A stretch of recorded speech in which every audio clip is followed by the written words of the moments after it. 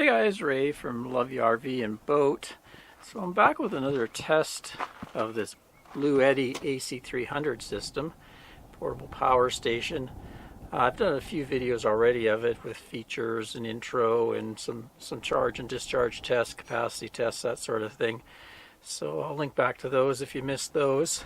And also I did a video where I made up this plug and cable for this test. So this has a 12 volt DC 30 amp output, and I was really curious to see if it could overcome the torque power required to run my landing jacks. You know, the jacks on the front of the fifth wheel, my awning, and my slide motor. Because when the motors start up, there's usually a pretty good surge that takes place, and batteries handle it fine, but I don't know if this system will actually handle it. So I was just curious. So like I say, I made up this plug. There's a video on that. And then I just have it wired in here straight to the fuse. This is the fuse for that system. All the different motors. This is actually the wireless system for the different awning, slide. There's also a security light. So right now I just have a security light on. Just going to record this, and it's drawing 4 watts.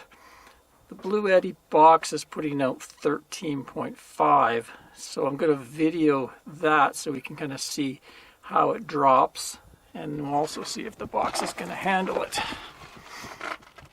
Okay, so on here, just turn the DC outputs on, and it's showing 4 watts. That's just a security light I have. Let's go up here. It's just an LED bulb, so it doesn't really draw much. Anyway, let's give the awning a try here. I have my awning out right now, so usually it takes a fair amount of juice to just get the motor started and suck the awning back in, so we'll see if it's capable of doing that.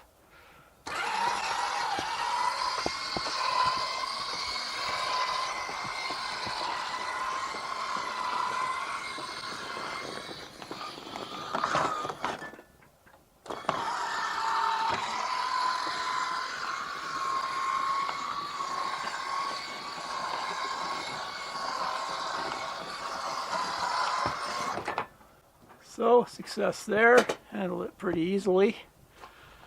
Let's try the landing jacks. My landing jack switch is right here. We'll just lower them a bit and bring them back up. So we'll retract them.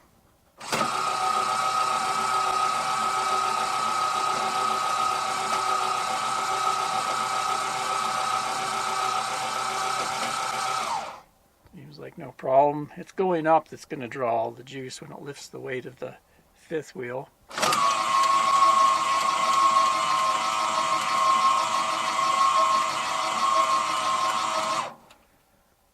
Yeah. Seems to handle it no problem.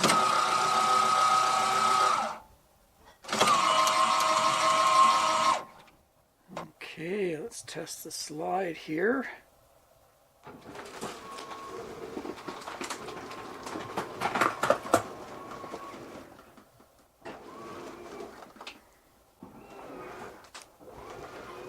Slide out.